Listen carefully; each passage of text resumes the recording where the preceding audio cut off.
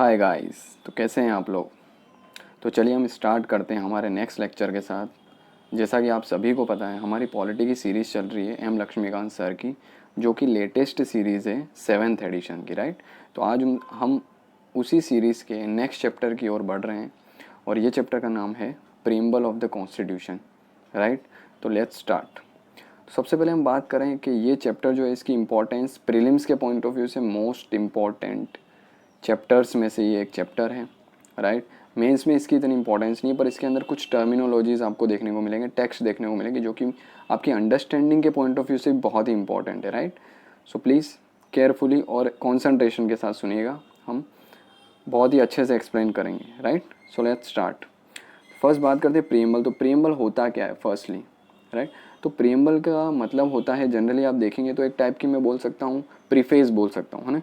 मैं इंडेक्स बोल सकता हूँ किसी भी चीज़ का। आप बुक होती है जनरली, या बुक होती है तो बुक के फर्स्ट पेज पे हम क्या देखते हैं जनरली, पूरी एक इंडेक्स होती है कि भाई बुक के अंदर क्या कंटेंट है, कौन कौन से चैप्टर्स हैं, है ना, कौन से पेज पे कौन से चैप्टर्स हैं और टॉपिक्स क्या हैं, उसके सब टॉपिक्स क्या हैं। वैसे ही जो प्रीएम्बल है हमारे कॉन्स्टिट्यूशन का, वो क्या है, एक टाइप का प्रीफेस है ना, इंडेक्स है। किसका, तो हमारे कॉन्स्टिट्यूशन का। वो बुक जो है वो हमारी क्या है, एक एग्जांपल से समझे तो बुक जो है हमारी वो कॉन्स्टिट्यूशन है। और उसके फर्स्ट पेज पे हम देखते हैं प्रीएम्बल देखने को मिलता है। और प्रीएम्बल क्या होता है, बताता है कि हमारा कॉन्स्टिट्यूशन जो है वो एक्चुअली कैसा है, क्या क्या चीज़ें, क्या क्या प्रिंसिपल, क्या क्या मोरल्स, क्या क्या वैल्यूज़, लॉज, है ना, गुड गवर्नेंस के पॉइंट ऑफ व्यू से क्या क्या चीज़ें देखने को मिलती है, वो सारी चीज़ें हमें प्रीएम्बल में देखने को मिलती है। डन। जैसे कि बात करें प्रीएम्बल, तो समझ गए आप, एक बेसिक अंडरस्टैंडिंग से हम क्या समझ सकते हैं कि प्रीएम्बल एक टाइप की इंडेक्स है, राइट। ठीक है, हम जंप करते हैं पीपीटी के थ्रू। तो अब सबसे बात करें तो सबसे पहले हम बात करें तो अमेरिका जो है ना, एक ऐसी कंट्री थी, हम जानते हैं ओल्डेस्ट डेमोक्रेसी है अमेरिका, राइट। क्यों ओल्डेस्ट बोला जाता है, क्योंकि American war of independence 70s के अंदर हमें देखने को मिलता है। और ये अमेरिकन वॉर ऑफ इंडिपेंडेंस जो था ना, उसके थ्रू फर्स्ट डेमोक्रेसी अमेरिका है ना, एज ए ओरिजिन हुआ था अमेरिका का, इसीलिए हम उसको ओल्डेस्ट डेमोक्रेसी बोलते हैं। जबकि लार्जेस्ट डेमोक्रेसी हम इंडिया को बोलते हैं। क्यों, क्योंकि इंडिया जो है ना, इंडिया की पॉपुलेशन वर्ल्ड में लार्जेस्ट है। अभी रिसेंटली हमने चाइना को ओवरपास किया है ना। और हमारी क्या एक डेमोक्रेटिक कॉन्स्टिट्यूशनल कंट्री है ना। हम एक क्या है, कॉन्स्टिट्यूशनल डेमोक्रेसी देखने को मिलते हैं, तो इसीलिए हम लार्जेस्ट डेमोक्रेसी है। तो फर्स्ट प्रीएम्बल की जो शुरुआत हुई थी ना, वो कहीं ना कहीं अमेरिकन कॉन्स्टिट्यूशन से हुई थी। अमेरिकन कॉन्स्टिट्यूशन के अंदर ओनली 7 आर्टिकल्स देखने को मिलते हैं, जो लास्ट चैप्टर में हम देख चुके हैं, वो इंडेक्स के थ्रू। डन। साथ ही साथ प्रीएम्बल जो है ना, उसका मतलब हम समझ चुके क्या होता है। इंट्रोडक्शन बोल सकते हैं, एक प्रीफेस बोल सकते हैं कॉन्स्टिट्यूशन का, और एक समरी भी बोल सकते हैं, जो कि क्या है, कॉन्स्टिट्यूशन का एसेंस बताता है। एसेंस यानी क्रक्स बताता है। डन। अब बात करें कुछ एक्सपर्ट है, जैसे कि एन ए पालखी वाला, तो उन्होंने क्या किया था, जो कि एक एमिनेंट जूरिस्ट थे, उन्होंने कॉन्स्टिट्यूशनल जो है ना, उसको प्रीएम्बल को क्या कहा था कि preamble as an identity card of the constitution, right.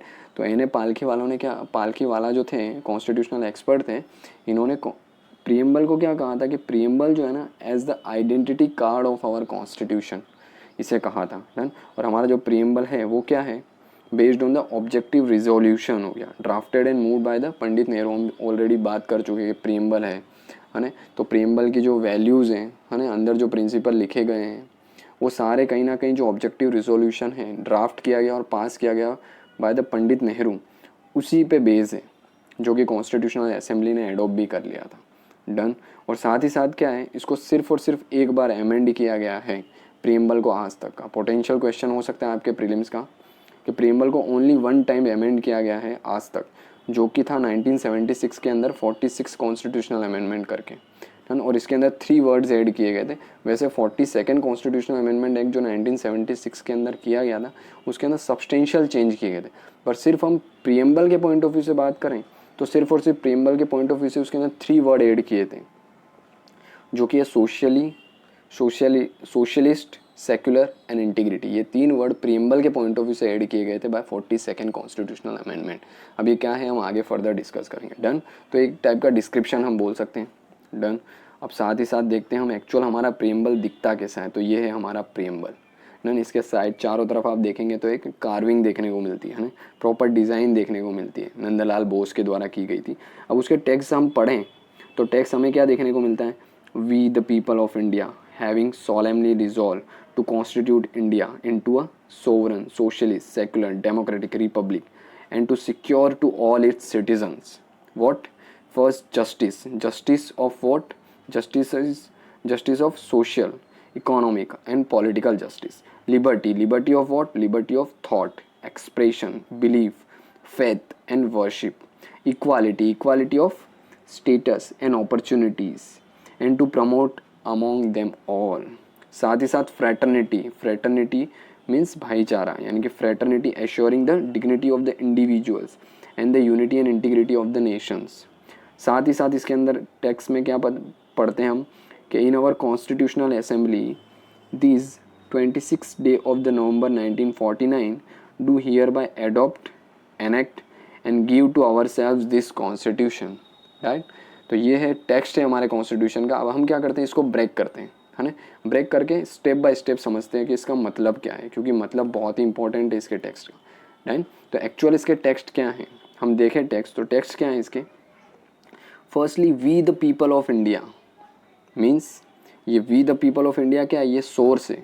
Source and authority of the constitution क्या है, वी द पीपल, यानी जो कॉन्स्टिट्यूशन है उसका सोर्स क्या है, हम भारत के नागरिक, हम ही इसका सोर्स है. एंड डेमोक्रेसी का मतलब क्या है, डेमोक्रेसी का मतलब क्या है, rule of the people for the people by the people. Abraham Lincoln, former president of United states की मोस्ट फेमस डेफिनेशन है, आपको पता है. तो जो प्रीएम्बल का सोर्स है, यानी कॉन्स्टिट्यूशन का जो सोर्स है वो क्या है, we the people. We are the source of the preamble. Done. और हम ही क्या करते हैं, रिजॉल्व कर दे द कॉन्स्टिट्यूट द इंडिया. हम इंडिया को बनाते हैं, कैसा बनाते हैं, तो sovereign, socialist, secular, democratic, republic बनाते हैं. और सिक्योर करते हैं सभी सिटीजन्स को जस्टिस. और जस्टिस किस टाइप का जस्टिस हम सिक्योर करते हैं सिटीजन्स को, तो भाई social justice, economical justice and political justice. ये क्या है हम देखते हैं. लिबर्टी की बात करें, लिबर्टी का मतलब होता है kind of freedom, absence of restrain बोल सकते हैं हम. तो वो लिबर्टी किस टाइप की, तो लिबर्टी ऑफ थॉट, हम सोच सकते हैं, विचार सकते हैं जो हमें सोचना है, एक्सप्रेस कर सकते हैं, है ना. एक्सप्रेस करने के भी वेरियस तरीके हो सकते हैं, through speech, through words, through writing, through drama, through act. इन सब चीज़ों के द्वारा हम क्या, हम एक्सप्रेस भी कर सकते हैं, हम बिलीव भी कर सकते हैं कुछ भी. हमारे बिलीव्स हैं, रिलीजन में बिलीफ है, गॉड में बिलीफ है, हमारे फेथ हैं, है ना, विश्वास है हमारा किन चीज़ों के अंदर, तो उसकी भी हमें क्या है, लिबर्टी है. वर्शिप करने की भी लिबर्टी है ना. वेरियस काइंड ऑफ रिलीजन्स देखने को मिलते हैं. India is a diverse country in terms of religious as well, है ना. हिंदू, मुस्लिम, सिख, पारसी, जैन, बुद्धिस्ट, है ना, रिलीजियस डाइवर्सिटी. तो वर्शिप करने की भी हमें लिबर्टी है जो कि प्रीएम्बल के अंदर देखने को मिलती है. साथ ही equality, equality of opportunity to promote among all. Opportunity का मतलब क्या होता है, अपॉर्चुनिटी का मतलब होता है आपको तक, किसी भी जॉब के लिए आपको सोशली, इकोनॉमिकली, पॉलिटिकली अपॉर्चुनिटीज़ मिलनी चाहिए, वो भी प्रीएम्बल के अंदर मेंशन है. साथ ही साथ फ्रेटर्निटी, फ्रेटर्निटी का मतलब brotherhood, a sense of brotherhood बोल सकते हैं हम. एक दूसरे के साथ मिलजुल के रहेंगे हम, हिंदू, मुस्लिम, पारसी, सिख, बुद्धिस्ट, जैन, सभी लोग आपस में मिलजुल के रहेंगे, है ना. No discrimination on the basis of religion, race, caste, sex, place of birth, this should not be there. Fraternity का मतलब ही ये होता है. और डेट दी गई है कब हमने इनेक्ट किया हमारा कॉन्स्टिट्यूशन, जो हम पहले भी पढ़ चुके हैं 26 नवंबर 1946 के अंदर. अब इसको हम step by step, word by word पढ़ते हैं. तो जैसा कि हमने बात किया, इस जो है इंग्रेडिएंट जो है कॉन्स्टिट्यूशन के प्रीएम्बल में जो राइट डाउन किए गए, इसको 4 पार्ट्स के अंदर डिवाइड किया गया. यानी हम बोल सकते हैं जो कंपोनेंट है प्रीएम्बल के, वो 4 कंपोनेंट है, 4.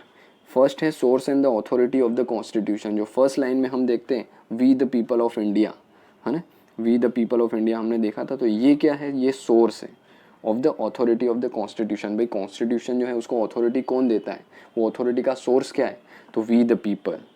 राइट. तो प्रीएम्बल क्या बताता है, कॉन्स्टिट्यूट करता है और डिराइव करता है उसकी authority from the people of this country, people of India. Source. तो फर्स्ट उसका कंपोनेंट क्या है, सोर्स ऑफ द कॉन्स्टिट्यूशन. अगर आपसे पूछा जाए what are the source of the authority of the constitution, तो we the people of this country, citizens. Right. Second thing आता है nature of the Indian state. Indian state का नेचर कैसा है, इसका मतलब इंडियन स्टेट जो है वो किस प्रिंसिपल पे काम करता है ना. तो डिक्लेयर करता है प्रीएम्बल जो है वो हमारे इंडियन स्टेट के नेचर को किस हिसाब से, तो वो है सोवरन. इंडियन स्टेट क्या है, सोवरन है. सोवरन को हम पहले भी देख चुके हैं. सोवरन का मतलब क्या होता है, सोवरन का मतलब होता है we are independent to take our decisions independently. We are not dependent on any one और any other state any other country. And we are not, we cannot withstand the pressure from the other country. We take our foreign policy decision independently. Our domestic decisions as well, we take independently. So we are the sovereign, right? Secondly, socialist means we are the socialist country and we follow the positive form of a socialism. Socialism का मतलब क्या होता है कि state जो है वो क्या करेगा, सोशल वेलफेयर के लिए काम करेगा. सोशल वेलफेयर किसके लिए ज़्यादा इंपॉर्टेंट है? सोशल वेलफेयर जिसमें स्टेट को ज़्यादा फोकस देना चाहिए. तो भाई weaker section of the society जैसे कि वुमेन्स, जैसे कि डिसेबल्स, चिल्ड्रंस, पुअर, है ना, backward sections of the society जैसे कि एससीज एसटीज है. तो इन सब के वेलफेयर के लिए स्टेट क्या करेगा, पार्टिसिपेट करेगा. स्टेट इनके वेलफेयर के लिए क्या करेगा, स्टेप्स लेगा, है ना. अनलाइक कैपिटलिस्ट वर्ल्ड में क्या होता है, जिसके पास पावर है, जिसके पास नॉलेज है, स्किल्स है, वही प्रिवेल करता है और पॉवर्टी एज इट इज़ रहती. पर सोशलिज्म का कॉन्सेप्ट क्या बोलता है कि स्टेट का इक्वल पार्टिसिपेशन देखने को मिलेगा. जो weaker section of the society है उनके अपलिफ्टमेंट के लिए, उनके वेलफेयर के लिए. जैसे कि हम देखते हैं एक टाइप का रिजर्वेशन क्या है, एक टाइप ऑफ अफर्मेटिव एक्शंस है जो कि बैकवर्ड क्लासेज हैं जिनके साथ हिस्टोरिकल डिस्क्रिमिनेशन हमें देखने को मिलता है. एससीज STs, some sort of OBCs, तो उनको क्या अपलिफ्ट करना. तो ये काइंड ऑफ सोशलिज्म का एक एग्जांपल है रिजर्वेशन. तो sovereign, we take our decision by our selves. Socialist, state का participation to the upliftment of the weaker section of the society. Secular का मतलब क्या होता है, धर्मनिरपेक्ष. मीन्स स्टेट का अपना कोई ऑफिशियल रिलीजन नहीं होगा. स्टेट जो है वो रिलीजन से अलग होगा. अब इसके अंदर भी दो कॉन्सेप्ट आते हैं, positive secularism and negative secularism. ये हम आगे देखेंगे. वैसे वेस्टर्न वर्ल्ड जो है वो नेगेटिव सेक्युलरिज्म को फॉलो करता है. इंडिया जो है पॉजिटिव सेक्युलरिज्म, यानी कि हम इक्वली सपोर्ट करते हैं, अपलिफ्टमेंट करते हैं every religion of the country. But state का अपना कोई ऑफिशियल रिलीजन नहीं है, वो सेक्युलर का कॉन्सेप्ट है. डेमोक्रेटिक का मतलब क्या होता है, the people of this country govern by themselves for themselves, यानी we the people of India are the. Democracy की डेफिनेशंस क्या बोलती है, rule of the people for the people by the people, वो है डेमोक्रेसी. यानी कि हमारी कंट्री के अंदर रूल किसका है, डेमोक्रेटिक कंट्री जो है उसके अंदर रूल किसका होता है, लोगों का होता है. लोग ही देमसेल्व्स को रूल करते हैं. पर उसके इंस्ट्रूमेंट है, उसके क्या है, टाइप्स है, जैसे कि रिप्रेजेंटेटिव डेमोक्रेसी और डायरेक्ट डेमोक्रेसी. इंडिया के अंदर क्या है, ह्यूज पॉपुलेशन है, तो डायरेक्टली जाके तो पॉलिसी एंड रूल्स रेगुलेशन नहीं बनाए जा सकते हर एक सिटीजन्स के पार्टिसिपेशन से. तो हम क्या करते हैं, हमारे रिप्रेजेंटेटिव को चूज़ करते हैं through the means of elections, और वो रूल्स रेगुलेशन बनाते हैं. तो रिप्रेजेंटेटिव डेमोक्रेसी देखने को मिलती है. दूसरा रिपब्लिकन पॉलिटी. रिपब्लिकन हम पहले ही बात कर चुके, head of the state elected, तो वो रिपब्लिकन स्टेट है. डन. तो पूछे कि नेचर क्या है इंडियन स्टेट का, तो भाई सोवरन है, सोशलिस्ट है, सेक्युलर है, डेमोक्रेटिक है, रिपब्लिकन देखने को मिलता है. डन. अब थर्ड बात करें कंपोनेंट, तो वो ऑब्जेक्टिव है. ऑब्जेक्टिव ऑफ द कॉन्स्टिट्यूशन क्या है, टू प्रोवाइड द जस्टिस. ठीक है, it specify the justice. Justice का मतलब क्या होता है, जस्टिस का मतलब होता है न्याय. न्याय इन टर्म्स ऑफ सोशल न्याय, यानी कि social justice, economical justice, political justice देखते हैं, हम आगे देखेंगे. Liberty means absence of constraint, वो हम पहले ही देख चुके हैं, आगे भी देखेंगे. इक्वालिटी अमॉन्ग द सिटीजन्स, है ना. No discrimination on the basis of religious, race, caste, तो वो इक्वालिटी. और साथ ही साथ फ्रेटर्निटी, भाईचारा, ब्रदरहुड एज द ऑब्जेक्टिव. तो ऑब्जेक्टिव क्या है कॉन्स्टिट्यूशन का, justice, liberty, equality and fraternity. अब डेट ऑफ एडॉप्शन हमने देखा November 26, 1949. टन. तो ये इंग्रेडिएंट ऑफ प्रीएम्बल देखने को मिलते हैं. कीवर्ड की बात करें प्रीएम्बल के अंदर. अब कीवर्ड हम एक एक वर्ड को क्या करते हैं, समझने की कोशिश करते हैं एक एक वर्ड को. तो सबसे पहला जो वर्ड है हमारा सोवरन, तो हम देख चुके सोवरन का मतलब क्या होता है. अब बात करें हम बुकिश के अंदर, तो सोवरन जो है ना, इसका मतलब क्या है कि we are not neither dependency और the dominion of the another nations. Means हमारे ऊपर ना ही किसी और नेशन की, हम ना ही किसी नेशंस पे या कंट्री पे डिपेंडेंस है, और ना ही किसी नेशंस का हमारे ऊपर डोमिनेंस देखने को मिलता है. We are a independent state. ठीक है, और there is no authority above it, यानी हमारे ऊपर ना कोई अथॉरिटी है ना कोई कुछ है. और we conduct our own business in considering our own national interest, the interest of our people, right. तो we are the sovereign nation, right. We take our decision by our own. अब India को हम क्या बोल सकते हैं, India can either acquire a foreign territory और cede a part of its territory in a favour of a foreign state. कर सकता है, क्यों, क्योंकि इंडिया सोवरन नेशन है. अगर हमें फ्यूचर में किसी स्टेट को एक्वायर करना है या अपनी कंट्री का कोई पार्ट है उसको सीसीड करना है किसी पार्ट को दूसरी कंट्री को, तो हम कर सकते हैं। उसके लिए हमें यूएन की या कोई और बॉडी किसी और कंट्री की इजाज़त लेने की ज़रूरत नहीं है। क्यों नहीं है? क्योंकि we are the sovereign nations. For example Bangladesh के साथ लैंड बाउंड्री एग्रीमेंट्स किया था हमने, है ना। कुछ कॉन्सुलेट जो थे उनके वो उनको वापस दे, जो इंडिया में थे वो उनको दे, बांग्लादेश के अंदर हमारे थे वो हमने ले लिए और उनके इंडिया में थे वो उनको दे दिए। डन। जो रिसेंट अमेंडमेंट हमको देखने को मिलता, तो उसके थ्रू हमने क्या किया, लैंड बाउंड्री एग्रीमेंट साइन किया बांग्लादेश का। तो वो हमने इंडिपेंडेंटली किया, हमारी पार्लियामेंट नहीं किया, किसी और का डोमिनेंस नहीं देखने को मिलता है ना। जैसे कि 1949 के हमने क्या किया, हमने मेंबरशिप ली कॉमनवेल्थ ऑफ नेशंस की, है ना, और एक्सेप्ट किया ब्रिटिश क्राउन को as a head of the commonwealth. But इसका मतलब ये नहीं है कि जो हमारी अथॉरिटीज़ है, हमारी सोवरेनिटी है, वो ब्रिटिश क्राउन के पास है, नहीं। और हम मेंबर है यूएन के, इसका मतलब ये भी नहीं है कि हमारी सोवरेनिटी यूएन के पास है, नहीं। कॉमनवेल्थ का मेंबर होना या यूएन का मेंबर होना ये चीज़ें स्पेसिफाई नहीं करता कि हमारी सोवरेनिटी क्या है, उनके पास है, यूएन के या कॉमनवेल्थ के पास। हमारी सोवरेनिटी इंडिया के पास खुद है और हम हमारे डिसीजन किसी के इन्फ्लुएंस में आके नहीं लेते। तो ये है concept of sovereignty, right. Socialist का मतलब क्या होता है? सोशलिस्ट आप जैसे अगर टर्मिनोलॉजी देखेंगे तो सोशलिस्ट जो टर्मिनोलॉजी हमने देखा 3 वर्ड ऐड किए गए थे, है ना, जिसके अंदर एक word by 42nd constitutional amendment act 1976 के अंदर, इसमें से एक सोशलिस्ट भी था। पर इसका मतलब ये है क्या? इसका मतलब ये है कि 1976 से पहले हम सोशलिस्ट कंट्री नहीं थे, नहीं, हम सोशलिस्ट कंट्री थे। हमारे डायरेक्टिव प्रिंसिपल है जो कि सोशल और इकोनॉमिकल डेमोक्रेसी की बात करते हैं, है ना। तो हमारे डीपीएसपी के अंदर ऑलरेडी ऐसे प्रोविजंस हैं जो हमारे सोशलिस्टिक चीज़ों को इंडिकेट करते हैं।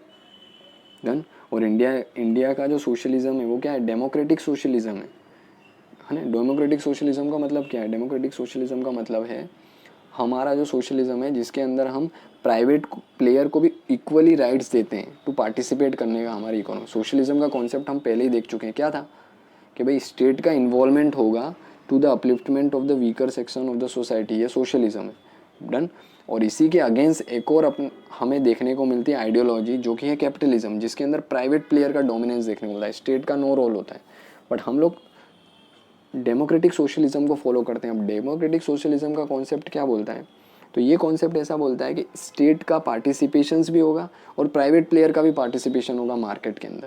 और स्टेट जो है ना वो वीकर सेक्शंस को देखेगा, प्राइवेट अपना प्रॉफिट मेकिंग करेंगे। और साथ ही साथ में जो CSR है, कॉर्पोरेट सोशल रिस्पॉन्सिबिलिटी, उसके थ्रू क्या करेंगे, प्राइवेट प्लेयर जो है ना उनकी भी सम रिस्पॉन्सिबिलिटी है towards the environment, toward the sections of the society, weaker और poor section of the society, तो वो भी रोल प्ले करेंगे।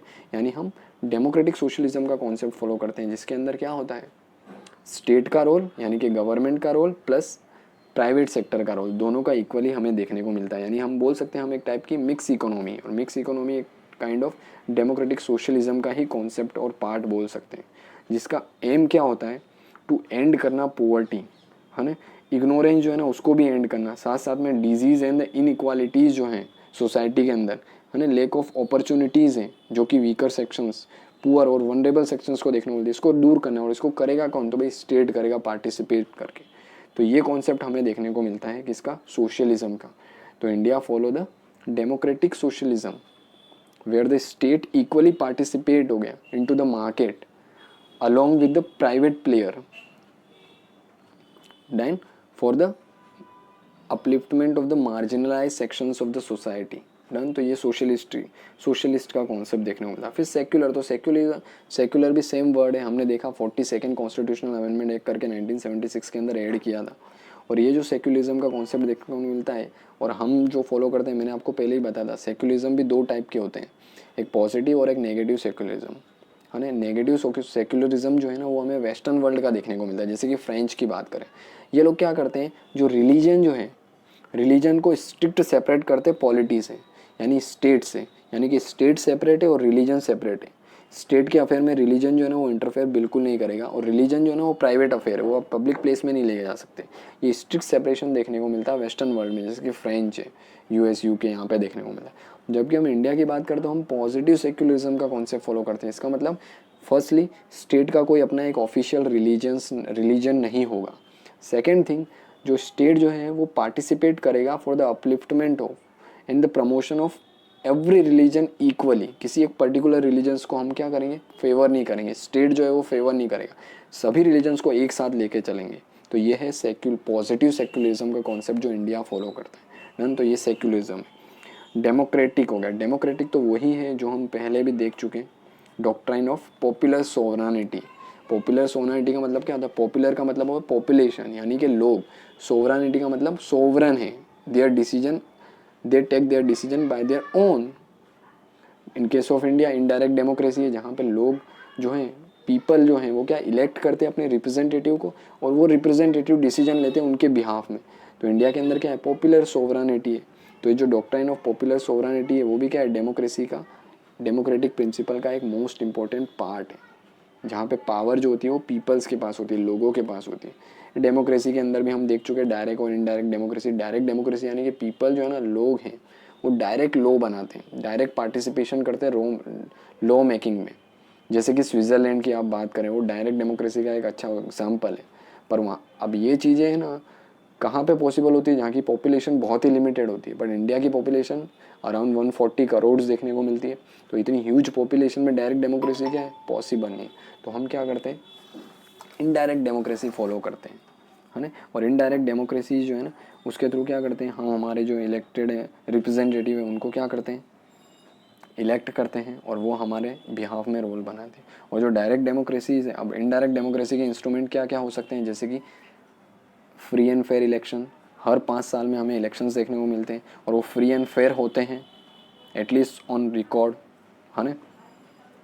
और साथ ही साथ क्या है? टाइम पीरियड भी फिक्स है, हर 5 साल में होंगे, यूनिवर्सल एडल्ट फ्रेंचाइजी के थ्रू होंगे, और फ्री एंड फेयर होंगे, है ना। और साथ ही रूल ऑफ लॉ भी देखने को मिलेगा, इंडिपेंडेंट ऑफ जुडिशरी भी देखने को मिलता है। ये सब इंस्ट्रूमेंट है डायरेक्ट इनडायरेक्ट डेमोक्रेसी के, जो हम फॉलो करते हैं। पर डायरेक्ट डेमोक्रेसी के भी ऐसे कुछ इंस्ट्रूमेंट हैं, जैसे कि हम बात करें रेफरेंडम हो गया, इनिशिएटिव हो गया, रिकॉल हो गया, प्लेबिसाइड हो गया। तो सबसे पहले बात करते हैं हम रेफरेंडम। रेफरेंडम का मतलब क्या होता है? तो भाई रेफरेंडम का मतलब होता है, सबसे पहली बात तो ये डायरेक्ट डेमोक्रेसी का टूल है। इसका मतलब क्या होगा? पीपल्स का पार्टिसिपेशन होगा, लोगों का डायरेक्ट पार्टिसिपेशन होगा। तो रेफरेंडम में क्या होता है? जो लोग हैं वो कोई भी ऐसा, उनको पॉलिसीज़, रूल्स, रेगुलेशन, यानी जो स्टेट है वो क्या करता है? लोगों से डायरेक्ट कंसल्ट करता है। सपोज स्टेट को है ना कोई भी पॉलिसी इंप्लीमेंट करनी है, उसके जुरिस्डिक्शंस के अंदर, यानी उसकी टेरिटरीज़ के अंदर है ना, स्टेट को कोई चीज़ इंप्लीमेंट करनी है, तो वो क्या करेगा? लोगों से डायरेक्ट वोटिंग करवा लेंगे। कोई भी पॉलिसी इंप्लीमेंट करिए, for example right to education हमें देना है, हमने दिया, है ना, 86 कॉन्स्टिट्यूशन अमेंडमेंट 2002 के अंदर। अब सपोज स्विट्ज़रलैंड है, डायरेक्ट डेमोक्रेसी, स्विट्ज़रलैंड को ये पॉलिसी इंप्लीमेंट करनी है, एग्जांपल के थ्रू समझ रहे हैं हम। तो स्विट्ज़रलैंड क्या करेगा? उसके लोगों से डायरेक्ट पूछ लेगा वोटिंग्स के थ्रू, और उसके अगर मोर देन 50% एग्री होते हैं तो ये पॉलिसी क्या हो जाएगी? पास हो जाएगी, है ना। और ये कोई भी पर्टिकुलर सेक्टर के अंदर किया जा सकता है। तो ये जो इंस्ट्रूमेंट है जिसके थ्रू ये किया जा रहा है उसको रेफरेंडम बोलते हैं। वैसे ही आता है प्लेबिसाइड। प्लेबिसाइड में क्या होता है कि सेम यही चीज़ें होती हैं कि भाई डायरेक्ट लोगों का क्या वोट लिया जाता है, लोगों का डायरेक्ट ओपिनियन लिया जाता है, पर वो सिर्फ और सिर्फ अगर पॉलिटिकल पर्सपेक्टिव से होगा, पॉलिटिकल मैटर में लिया जाएगा तो वो प्लेबिसाइड होगा। Done. For example political matter में कैसे हो सकता है कि भाई सपोज कोई भी पॉलिटी के अंदर चेंज करना है, भाई प्रेसिडेंट जो है वो इलेक्टेड होते हैं पर अभी उनको हम नॉमिनेटेड बनाएंगे, तो ये क्या है? पॉलिटिकल मैटर है। पॉलिटिकल मैटर के अंदर क्या करेंगे? अगर डायरेक्ट लोगों से ही वोट करवा लेंगे इस पॉलिटिकल मैटर में, तो ये जो प्रोसेस होगी उसको हम क्या बोलेंगे? प्लेबिसाइड बोलेंगे। तो रेफरेंडम, प्लेबिसाइड। इनिशिएटिव का मतलब क्या होता है? लोग जो है ना, उनको कोई वेलफेयर के लिए कोई पॉलिसीज चाहिए, उनकी कोई एक मांग है, तो वो क्या करेंगे? गवर्नमेंट से रिक्वेस्ट करेंगे डायरेक्टली, वो एक इनिशिएटिव लेंगे कि हमको ये पॉलिसीज़ बनानी है, और मोर देन 50% जो है वो अगर एग्री होते हैं लोग, तो स्टेट वो पॉलिसी बनाएगा, तो वो इनिशिएटिव है। रिकॉल का मतलब क्या होता है? ये बोल सकते हैं हम कि हमने कोई इलेक्ट कर दी गवर्नमेंट, बराबर। अब हमें ऐसा लगता है कि भाई ये इलेक्टेड गवर्नमेंट जो है वो रिस्पॉन्सिबल नहीं है, हमारे लिए वेलफेयर के काम नहीं कर रही है, तो हम मिड टर्म में क्या कर सकते हैं? इस गवर्नमेंट जो है ना उसको क्या कर सकते हैं? ओवरथ्रो कर सकते हैं, और मिड टर्म में इलेक्शंस करा सकते हैं। राइट टू रिकॉल बोलते हैं। इस पर एक मूवी भी है साउथ इंडिया की, है ना। तो ये राइट टू रिकॉल है, केरला बेस्ड मूवी है वो। तो उसके अंदर क्या होता है कि आप देखेंगे, राइट टू रिकॉल का मतलब क्या होता है कि आप पूरा टेन्योर खत्म होने से पहले गवर्नमेंट जो है ना उसको ओवरथ्रो करके दूसरी गवर्नमेंट इलेक्ट करने के लिए आप एक इनिशिएटिव ऐसा ले लेते हैं, तो उसको रिकॉल बोल। तो ये 4 इंस्ट्रूमेंट हमें डायरेक्ट डेमोक्रेसी के भी देखने को मिलते हैं, डिवाइसेस भी बोल सकते हैं इनको। तो ये है डेमोक्रेसीज। हमारे यहाँ क्या देखने को मिलती है? सोशल, इकोनॉमिकल, पॉलिटिकल डेमोक्रेसी भी हम बोल सकते हैं। सोशल डेमोक्रेसी में जनरली क्या होता है? सोसाइटी के अंदर डेमोक्रेसी होनी चाहिए, इनइक्वालिटीज़ नहीं होनी चाहिए, discrimination on the base of religious, race, caste, sex, इस पर नहीं होना चाहिए, तो सोशल डेमोक्रेसी है। वैसे इकोनॉमिकल डेमोक्रेसी में क्या होता है? इक्वल अपॉर्चुनिटी दी जाती है है ना, हर एक इंसान को by the state to participate in growth के लिए इक्वल अपॉर्चुनिटी। तो इकोनॉमिक डेमोक्रेसी, पॉलिटिकल डेमोक्रेसी का मतलब क्या होता है भाई, स्टेट जो है ना, स्टेट के जो अफेयर्स में पार्टिसिपेट करना, जैसे राइट टू वोट है, राइट टू कंटेस्ट इलेक्शन है, तो ये सब पॉलिटिकल डेमोक्रेसी का पार्ट है। डन। अब फिफ्थ की बात करें हम, रिपब्लिक। रिपब्लिक का मतलब क्या होता है कि भाई सीधी सी बात है, हेड ऑफ द स्टेट यानी कि हमारे president head of the state है, वो इलेक्टेड पोजीशन होगी, वो हेरिडिटरी नहीं होगी। जैसे कि हम देखते थे पास्ट में क्या होता था, राजा महाराजा होते थे, राजा का बेटा ही राजा बनता था। पर अभी क्या है, रिपब्लिक का कॉन्सेप्ट क्या है कि अभी जो प्रेसिडेंट है उसके इलेक्शंस देखने को मिलते हैं, भले इनडायरेक्ट होते हैं, हमारे रिप्रेजेंटेटिव एमएलए एमपीज हैं वो लोग करते हैं, पर इलेक्शंस होते हैं, हेरिडिटरी पोजीशन नहीं है। समझ रहे हैं? तो इसका मतलब रिपब्लिक का मतलब ये होता है कि head of the state are elected, not a monarch. Monarchy in republican देखना, मोनार्की में क्या देखते हैं हम, मोनार्क यानी कि राजा है, नॉमिनेटेड होता है, जनरेशन बाय जनरेशन चलती रहती है। पर रिपब्लिक में क्या होता है, हेड ऑफ द स्टेट को हम डायरेक्ट इलेक्ट करते हैं for the fix term. USA के अंदर, इंडिया के अंदर भी 5 ईयर है, यूएसए के अंदर 4 ईयर है। डन। और साथ ही साथ में क्या है, रिपब्लिक का ऑल्सो अगर दूसरी मीनिंग्स भी हम समझने की कोशिश करें रिपब्लिक की, तो क्या होता है, political sovereignty in the people. Means लोग जो हैं उनमें पॉलिटिकल सोवरेनिटी, यानी कि वो क्या करेंगे, पॉलिटिकल सोवरेनिटी यानी पॉलिटिकली वो क्या होंगे, सोवरन होंगे, अपने डिसीजन ले सकते हैं through what, through the means of elections. तो पॉलिटिकल सोवरेनिटी भी क्या है, एक टाइप की हम बोल सकते हैं रिपब्लिकन का कॉन्सेप्ट ही फॉलो किया जाता है। और एब्सेंस ऑफ एनी प्रिविलेजेस हो गया to the any class, particular class. राजा जो अलग क्लास होती थी और उसकी जो प्रजा होती थी वो अलग क्लास होती थी पहले, पर अभी ऐसा कुछ भी नहीं है ना। एक चाय वाला भी प्राइम मिनिस्टर बन सकता है ना। एक बैकवर्ड क्लास से आने वाली महिला है ना, वो भी क्या बन सकती है, प्रेसिडेंट बन सकती है। द्रौपदी मुर्मू की बात करें तो यहाँ पे क्या है, राजा का बेटा राजा नहीं बन रहा है ना, सभी के पास इक्वल अपॉर्चुनिटी है to govern the country, to become the head of the state. तो उसको बोला जाता है रिपब्लिक। रिपब्लिक का कॉन्सेप्ट है। जस्टिस की बात करें तो जस्टिस की अगर प्रियम्बल की बात करें तो 3 टाइप के जस्टिस का मतलब क्या होता है, न्याय। अब न्याय जो है ना 3 टाइप के प्रियम्बल्स के अंदर मेंशन किए गए, social, economical and political justice. Social justice, अब ये चीज़ें मिलती कैसे हैं, तो इसके लिए प्रोविजन है, हमारे फंडामेंटल राइट्स हैं, डायरेक्टिव प्रिंसिपल्स हैं, पार्ट 3 और पार्ट 4 के अंदर रिस्पेक्टिवली देखने को मिलते हैं। अब 3 टाइप के जस्टिस है, social, economical and political justice, right. Social justice का कॉन्सेप्ट क्या बोलता है, तो भाई सोशल जस्टिस का कॉन्सेप्ट यही बोलता है कि इक्वल ट्रीटमेंट मिलना चाहिए, कोई डिस्क्रिमिनेशन नहीं होना चाहिए सिटीजन्स के साथ on the basis of caste, colour, race, religion, sex and so on. तो इन बेस पे उनमें डिस्क्रिमिनेशन नहीं होना चाहिए। जैसे कि आप बैकवर्ड क्लास के हो, आप एससी के हो, एसटीज़ के हो, है ना, इसका तो कलर काला है, इसका तो धोला कलर है ना, ये पर्टिकुलर कास्ट से बिलोंग करता है, हम तो ब्राह्मण है, ये तो दलित है ना। इसका तो आप देखेंगे शेप साइज़ जो है वो शरीर के शेप साइज़ है, रेस के बेस पे डिस्क्रिमिनेशन हो रहा है, इसका रिलीजन पैथेटिक है। तो इन सब चीज़ों को है ना साइड करके जो सोशल जस्टिस का कॉन्सेप्ट हो गया यही बोलता है कि इन सब बेस पे जो डिस्टिंक्शन होते हैं, डिस्क्रिमिनेशन होते हैं, that should not be there. ठीक है, वो नहीं होने चाहिए। तो सोशल जस्टिस का मतलब ये होता है। इकोनॉमिक जस्टिस का मतलब क्या होता है, इक्वालिटी ऑफ अपॉर्चुनिटीज़, है ना, equality of wealth, income, property.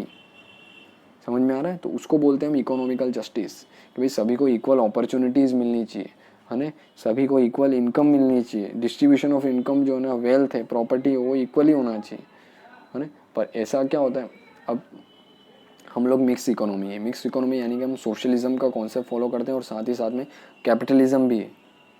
अब ये जो आप देख रहे हैं इकोनॉमिकल जस्टिस है, ये इतना प्रिवेल नहीं होता है एक्चुअल सोसाइटी में। हम देखें इंडियन सोसाइटी में इनइक्वालिटी अभी भी है, परसिस्ट करती है सोसाइटी में, है ना। अमीर और गरीब जो है ना, रिच और पुअर दोनों के बीच की गल्फ अभी भी वाइड ही हो रही है।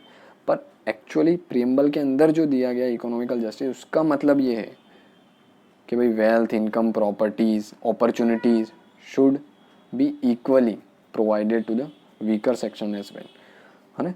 तो वो क्या है हमारा इकोनॉमिक जस्टिस। पॉलिटिकल जस्टिस यानी कि political rights, equality to access all the political offices, यानी कि प्रेसिडेंट, प्राइम मिनिस्टर भी कोई भी बन सकता है, राइट टू वोट होना चाहिए, है ना, right to choose your government हो गया, इक्वल वॉइस हो गया इन द गवर्नमेंट हो गया थ्रू मीडिया, है ना, क्रिटिसाइज भी कर सकते हो गवर्नमेंट को। तो ये क्या है, काइंड ऑफ पॉलिटिकल जस्टिस देखने को मिलता है, जो कि हमने ये जो जस्टिस का कॉन्सेप्ट है ये हमने कहाँ से लिया, रशियन रिवॉल्यूशन जो 1970s का देखने को मिलता है, 1917 उसके थ्रू लिया था। नहीं, तो जस्टिस का कॉन्सेप्ट ये है। फिर आता है लिबर्टी। लिबर्टी का मतलब क्या होता है? Absence of restrain on the activity of individual, यानी कि भाई इंडिविजुअल जो है ना उस पर कोई पाबंदी नहीं होनी चाहिए, है ना। तो वो जो कॉन्सेप्ट है ना उसको बोलते हैं हम लिबर्टी। और लिबर्टी क्या करती है? हर एक को, इंडिविजुअल को अपॉर्चुनिटी प्रोवाइड करती है डेवलप होने के लिए, उसकी पर्सनालिटी को इम्प्रूव करने के लिए, उसकी ग्रोथ के लिए, डेवलपमेंट के लिए। भाई आपको लिबर्टी होगी, आपको स्वतंत्रता दी जाएगी, तभी तो क्या होगा, आप अपने पोटेंशियल को रियलाइज़ कर पाओगे, है ना। आपको पढ़ने के लिए ही अगर स्टेट जो है वो अलाउ नहीं करता है तो आप पढ़ लिख के नॉलेज गेन कैसे कर पाओगे, खुद की ग्रोथ और डेवलपमेंट पे कैसे काम करोगे? तो जहाँ पे लिबर्टी कम होगी वहीं पे क्या होगा, लिबर्टी यानी मिलेगी आपको, तभी तो क्या होगा, आपकी ग्रोथ होगी। तो सेम वही कॉन्सेप्ट यहाँ पे देखने को मिलता है। और प्रीएम्बल के अंदर जो ऑल सिटीजन को लिबर्टी दी जाती है वो किस चीज़ की दी जाती है? Liberty of thought. आर्टिकल 19 आप देखेंगे, freedom of speech and expression, वो यही है कि आपको जो बोलना है आप बोल सकते हैं, बट सर्टेन रीजनेबल रिस्ट्रिक्शन है, वो देखेंगे हम। तो लिबर्टी ऑफ थॉट, एक्सप्रेस करना है, कुछ एक्सप्रेस कर सकते हो, बिलीफ है आपके वो आप बिलीफ रख सकते हो, फेथ रख सकते हो, वर्शिप भी कर सकते हो। और ये सारी चीज़ें आपको फंडामेंटल राइट्स के द्वारा दी जाती है। और ये लिबर्टी जो है ना, अब लिबर्टी का मतलब ये नहीं होता है कि आपको लाइसेंस मिल गया to do what one likes to do, है ना। आपका मन कर रहा है आपको लिबर्टी, आप जाके मर्डर कर दो किसी पर, नहीं, ऐसी लिबर्टी नहीं है। उसके ऊपर आपको रिस्ट्रिक्शंस भी देखने को मिलती है जो कि रीजनेबल रिस्ट्रिक्शन है, यानी एब्सोल्यूट नहीं है लिबर्टी, वो क्वालिफाइड लिबर्टीज़ देखने को मिलती है आपको। और ये हमने बात करें जैसे कि लिबर्टी, इक्वालिटी, फ्रेटर्निटी, ये सब हमने फ्रेंच रिवॉल्यूशन से लिए थे, जो 1789 के समथिंग देखने को मिलता है, 89 से 99 तक, है ना। तो ये लिबर्टी का कॉन्सेप्ट बोलता है। फिर इक्वालिटी की बात करें तो इक्वालिटी का कॉन्सेप्ट क्या बोलता है? इक्वालिटी का मतलब यही होता है कि भाई स्पेशल प्रिविलेजेस जो है ना कोई एक particular section of the society को नहीं देने चाहिए, सभी के लिए इक्वल है, इक्वल चीज़ें होनी चाहिए। जैसे कि सभी को इक्वल अपॉर्चुनिटीज़ मिलनी चाहिए, done. Equality of status and the opportunities, equality of income, है ना। इक्वालिटी और no discrimination on the base of religious, race, caste, sex, place of birth, है ना। सभी इक्वल हैं, सभी को इक्वली ट्रीट किया जाना चाहिए, है ना। जैसे कि सिविक हो गया, political and the economic equalities, 3 dimensions में हमको देखने को मिलती है। इससे रिलेटेड अगर हम बात करें फंडामेंटल राइट्स हो गया जो कि बात करते हैं इक्वालिटी की, तो equality before the law, law के सामने क्या है, everyone is equal, whether he is prime minister और the rickshaw puller, all the persons are equal before the law. तो ये इक्वालिटी बिफोर द लॉ, हालांकि ये कॉन्सेप्ट जो है वो नेगेटिव कॉन्सेप्ट है, हमने यूके से लिया है, पर हम देखेंगे आगे फर्दर जब डिस्कशन करेंगे फंडामेंटल इसको डिटेल में देखेंगे। तो इक्वालिटी बिफोर लॉ ये भी एक कॉन्सेप्ट है। Prohibition of discrimination on the grounds of religious, race, caste, sex और प्लेस ऑफ बर्थ, आर्टिकल 15, ये भी इक्वालिटी की बात करते हैं। Equality of opportunity in the matter of public employment, article 16। Abolition of untouchability, most important example है, article 17 के अंदर देखने को मिलता है। तो ये भी क्या बोलता है, अगर अनटचेबिलिटी एबॉलिश हुई तो उससे कहीं ना कहीं क्या होगा, इक्वालिटी प्रमोट होगी, है ना। Abolition of title, article 18। Rai Bahadur, राजाधिराज, है ना। सारे टाइटल को साइड करो तभी तो इक्वालिटी मेंटेन होगी सोसाइटी में, जो पहले नहीं थी ये टाइटल्स के थ्रू। तो ये सारे कॉन्सेप्ट देखने को मिलते हैं इक्वालिटीज़ के अंदर। अब फ्रेटर्निटी की बात करें तो हम बोल सकते हैं सेंस ऑफ ब्रदरहुड, भाईचारा, है ना, feeling of fraternity.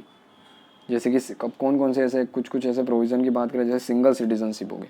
Single citizenship क्या बताती है कि हम सभी एक भारतीय हैं, भारत के नागरिक हैं, हमें जो सिविल, पॉलिटिकल और इकोनॉमिकल राइट्स दिए गए संविधान के द्वारा, तो एक सेंस ऑफ इक्वालिटी बताती है ना। फिर जैसे फंडामेंटल ड्यूटीज़ है आपकी, फंडामेंटल ड्यूटीज़ भी क्या बता रही है आपको, एक टाइप की फ्रेटर्निटी बता रही है, भाईचारा बता रही है। और ये जो फ्रेटर्निटी है, फ्रेटर्निटी के साथ साथ इंटीग्रिटी भी है, इंटीग्रिटी जो कि 42 1976 के अंदर ऐड किया गया था, ये भी आपको पता है। तो फ्रेटर्निटी भी क्या है, एक टाइप की, जो हमने है 42 1976 के अंदर और फ्रेंच रिवॉल्यूशन से लिया था, है ना, राइट। तो फ्रेटर्निटी का मतलब ये होता है, डन। तो ये सारे की वर्ड्स है जिसका मतलब अब आपको पता होगा और पता भी होना चाहिए, एक बार वापस से आप गो थ्रू होइएगा, मोस्ट इंपॉर्टेंट कॉन्सेप्ट है ये सारे, डन, ओके, ठीक है। चलिए अब बात करते हैं सिग्निफिकेंस क्या है इस प्रीएम्बल की। तो ये सब वर्ड का मतलब आपको समझ में आ गया, डन। अब हम बात करते हैं सिग्निफिकेंस क्या है प्रीएम्बल की। तो भाई प्रीएम्बल की सिग्निफिकेंस की बात करें तो ये क्या बताता है, ये एक बेसिक फिलोसॉफी बताता है और फंडामेंटल वैल्यूज़ बताता है। किसकी? Fundamental values of our constitution, of our peoples, जैसे कि भी political, moral and the religions on which the constitution is based. तो ये क्या है, बेसिक फिलोसॉफी है, फंडामेंटल वैल्यूज़ है जो कि प्रीएम्बल क्या है बता रहा है। सिग्निफिकेंस बात कर रहे हैं हम प्रीएम्बल की, जो कि क्या एक बेसिक फिलोसफी और फंडामेंटल वैल्यूज़ बता रहे हैं। साथ ही साथ ये क्या इंडिकेट करता है, जो ग्रैंड विजन था कॉन्स्टिट्यूशनल असेंबली का, जो हम देख चुके हैं ऑब्जेक्टिव रिजोल्यूशन पे बेस थी वो कॉन्स्टिट्यूशनल असेंबली जिसने कॉन्स्टिट्यूशन बताया था। तो ये प्रीएम्बल क्या बताता है उन लोगों का, उस कॉन्स्टिट्यूशनल असेंबली का, और वहाँ पे जो बैठने वाले लोग हैं, founding father of the constitution Bhimrao Ambedkar है, उनकी एस्पिरेशंस, उनका ग्रैंड विजन, ये चीज़ें इंडिकेट करता है प्रीएम्बल। साथ ही साथ जो सर अलादी अय्यर जो थे, उन्होंने क्या प्रीएम्बल को बोला था कि हमारा जो कॉन्स्टिट्यूशन हो गया एक्सप्रेस करता है व्हाट वी हैव थॉट और ड्रीम्ड सो लॉन्ग। तो हमारा प्रीएम्बल क्या बताता है, हमारा कॉन्स्टिट्यूशन, हमारा प्रीएम्बल जो हमने लॉन्ग समय से सोच रखी थी उन चीज़ों को ही बताता है, हमारे ड्रीम को बताता है। साथ ही साथ अगर के एम मुंशी की बात करें, उन्होंने क्या बताया, इसको हॉरोस्कोप कहा है of our sovereign democratic republic, यानी इसको अपना हॉरोस्कोप बताया गया हमारे डेमोक्रेटिक और रिपब्लिक स्टेट का। साथ ही अर्नेस्ट बार्कर की बात करें, उन्होंने प्रीएम्बल को क्या बोला है, की नोट हो गया टू द कॉन्स्टिट्यूशन भी बोला है। और हम बात करें एम हिदायतुल्लाह हो गया, तो उन्होंने प्रीएम्बल को क्या बोला, इट इज़ द सोल हो गया ऑफ आवर कॉन्स्टिट्यूशन। तो ये कुछ लोगों के कमेंट हैं जो सिग्निफिकेंस बता रहे हैं प्रीएम्बल की। डन। अब कुछ कंट्रोवर्सी की हम बात करें तो प्रीएम्बल अब कॉन्स्टिट्यूशन का पार्ट है कि नहीं है, तो ये क्वेश्चंस भी होना चाहिए। तो जब कॉन्स्टिट्यूशन शुरुआत में कॉन्स्टिट्यूशन असेंबली थी और उसने कॉन्स्टिट्यूशन इनेक्ट किया था 26 जनवरी 1950, तो उसके बाद क्या हुआ, ये क्वेश्चन फर्स्ट टाइम ओरिजिनेट हुआ था कि ये पार्ट है कि नहीं कॉन्स्टिट्यूशन, जो वेदर जो है ना preamble is a part of a constitution और नो। तो भाई ये 1960s के अंदर ये चीज़ें सुप्रीम कोर्ट में फाइल की गई, और एक केस आता है बेरूबारी यूनियन केस 1960, उसके अंदर सुप्रीम कोर्ट ने क्लियर बोल दिया कि भाई प्रीएम्बल जो है ना वो हमें बताता है जनरल पर्पस हो गया behind the several provision of the constitution. भाई प्रोविज़न है कॉन्स्टिट्यूशन के, इनके पीछे का पर्पस क्या है वो चीज़ें बताता है। बट इसका मतलब ये नहीं है कि प्रीएम्बल पार्ट हो गया कॉन्स्टिट्यूशन। तो through the case of Berubari union क्या बोला गया, preamble is not a part of the constitution. फिर सब्सिक्वेंटली 1973 के अंदर मोस्ट इंपॉर्टेंट केस आता है हमारा केशवानंद भारती केस, उसके अंदर क्या बोला, supreme court rejected is earlier opinion हो गया in the Berubari union case, और अब उन्होंने क्या स्टेट किया जजमेंट के थ्रू कि preamble is a part of the constitution and as a part of the constitution it can be amended as well.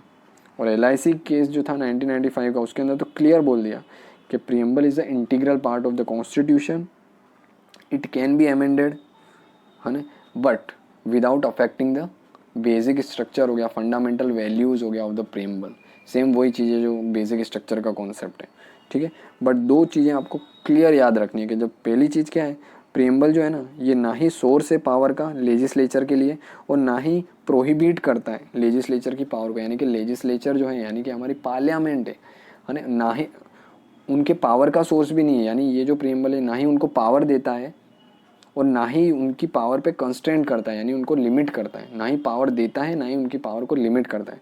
और साथ ही साथ ये जस्टिसिएबल भी नहीं है, यानी इसके कुछ प्रोविज़न अगर वायलेट होते तो आप सीधा सुप्रीम कोर्ट में नहीं जा सकते, तो नॉन जस्टिसिएबल है, can't be enforceable in the court of law. Done. तो ये कुछ प्रीएम्बल के पार्ट देखने को मिलते हैं। Preamble is a part of the constitution है कि नहीं है, उस पर जो कंट्रोवर्सी थी, डिफरेंट केसेस थे, बेरूबारी में बोला नहीं है पार्ट, केशवानंद में बोला हाँ पार्ट है, LIC के अंदर और कंफर्म किया कि इंटीग्रल पार्ट है, कैन बी अमेंडेड हो गया, बट ये एनफोर्सिएबल नहीं है। और दूसरा लेजिस्लेचर के लिए ना ही ये पावर का सोर्स है और ना ही उनकी पावर को लिमिट करता है। डन। अमेंडेबिलिटी पे भी कंट्रोवर्सी हुई थी कि भाई इसको अमेंड किया जा सकता है कि नहीं किया जा सकता है। तो फर्स्ट टाइम ये जो क्वेश्चन है ये केशवानंद भारती केस में आया था 1973 में। तो सुप्रीम कोर्ट ने क्या बोला था कि प्रीएम्बल जो है ना वो पार्ट है कॉन्स्टिट्यूशन का और उसको अमेंड भी किया जा सकता है, subject to the condition that जो भी अमेंडमेंट की जाएगी ना वो बेसिक फीचर्स को चेंज नहीं करेगी, सेम बेसिक स्ट्रक्चर का कॉन्सेप्ट है। भाई प्रीएम्बल जो है वो पार्ट है कॉन्स्टिट्यूशन का, उसको अमेंड भी किया जा सकता है, पर उसके जो बेसिक फीचर्स हैं उनको चेंज नहीं किया जा सकता। इन अदर वर्ड अगर हम बोलें तो कोर्ट ने क्या बोला कि बेसिक एलिमेंट है, फंडामेंटल फीचर्स है कॉन्स्टिट्यूशन के जो कि प्रीएम्बल के अंदर रखे गए, उनको अल्टर नहीं किया जा सकता even through the amendment under article 368। तो ये बेसिक फंडामेंटल फीचर्स को आप नहीं चेंज कर सकते, बाकी अमेंड कर सकते हो आप कॉन्स्टिट्यूशन को, किसके द्वारा, पार्लियामेंट के द्वारा किया जा सकता है। डन। तो ये इसके अंदर बोला गया कि हाँ भाई अमेंड किया जा सकता है प्रीएम्बल को under the case of Kesavananda Bharati of 1973। और एक चीज़ याद रखना, प्रीएम्बल को सिर्फ और सिर्फ एक ही बार अमेंड किया गया है सो फार अभी तक, जो कि था 42nd कॉन्स्टिट्यूशनल अमेंडमेंट, वो भी 1976 के अंदर किया गया था। 3 वर्ड ऐड किए थे प्रीएम्बल में, socialist, secular and integrity. Done, all right. तो ये सारी चीज़ें हमने देखी प्रीएम्बल के बारे में। डन, ये प्रीएम्बल मोस्ट इंपॉर्टेंट चैप्टर था हमारा आज का। डन, कि भाई प्रीएम्बल है क्या, है ना, क्या क्या देखा हमने कि भाई कौन सी कंट्री थी जहाँ से फर्स्ट बिगन हुआ था प्रीएम्बल, प्रीएम्बल का मतलब क्या होता है ना, और किस पर बेस था, ये ऑब्जेक्टिव रिजोल्यूशन पे बेस था, इसके अंदर कौन से अमेंडमेंट के थ्रू ये 3 वर्ड ऐड किए गए थे, उसके टेक्स्ट क्या क्या हैं, वो एक्चुअल दिखता कैसा है ना, और उसके टेक्स्ट क्या क्या हैं। और टेक्स्ट के साथ साथ हम बात करें इंग्रेडिएंट, जो 4 कंपोनेंट देखे आपने, source and the authority of the constitution, we the people, है ना। नेचर हो गया, nature of the Indian state, तो भाई सोशलिस्ट, सेक्युलर, डेमोक्रेटिक, रिपब्लिक, है ना, सोवरन। ऑब्जेक्टिव की बात करी हमने तो justice, liberty, equality and fraternity. Date of adoption 26 November 1949। साथ साथ में कीवर्ड और उनका रियल मीनिंग भी समझा हमने। ये मीनिंग मोस्ट इंपॉर्टेंट है, प्रीलिम्स में डायरेक्ट मीनिंग पूछ लेते हैं भाई डेमोक्रेटिक है या सेक्युलर का मतलब क्या होता है, तो आपको पता होना चाहिए स्टेट का अपना ऑफिशियल रिलीजन नहीं है। साथ ही साथ जो स्टेट है वो हम लोग पॉजिटिव सेक्युलरिज्म का कॉन्सेप्ट फॉलो करते हैं, जिसमें स्टेट जो है ना इक्वली प्रमोट करता है सारे रिलीजन को, तो ये आपको पता होना चाहिए। डन, साथ ही साथ हमने सिग्निफिकेंस देखे प्रीएम्बल के, और प्रीएम्बल पार्ट है कि नहीं कॉन्स्टिट्यूशन का, वो भी हमने केस के रेफरेंस के थ्रू देखा, और साथ ही साथ अमेंड किया जा सकता है कॉन्स्टिट्यूशन को, ये भी हमने केस के रेफरेंस से देखा। डन, तो ये था हमारा आज का चैप्टर प्रीएम्बल। थोड़ा लॉन्ग हो चुका है बट नेवरदलेस बहुत ही वर्थ इट है। डन, तो ये हमारा चैप्टर है प्रीएम्बल का, जो कि एंड करेंगे हम इस चैप्टर को यहीं पे, और साथ ही साथ इस लेक्चर को भी ऐड करेंगे। अगर आपको पसंद आया लेक्चर तो प्लीज़ लाइक करिए, कमेंट करिए, सब्सक्राइब करिए, क्योंकि ये इनिशिएटिव जो है वो आपके लिए ही है। आपसे रिक्वेस्ट है कि प्लीज़ करिएगा, सपोर्ट करिए। डन, ताकि हम और भी ऐसी सीरीज़ कंटिन्यू करेंगे, और साथ ही साथ हम करंट अफेयर्स की सीरीज़ का भी सोच रहे हैं डेली बेस पे, उसका भी प्लान करेंगे। डन, बाकी ये पॉलिटी की सीरीज़ तो आपको डेली बेस पे देखने को ही मिलेगी। राइट, बस इसी के साथ हम एंड करेंगे इस लेक्चर को। Please like, share and subscribe. Okay, bye, जय हिंद।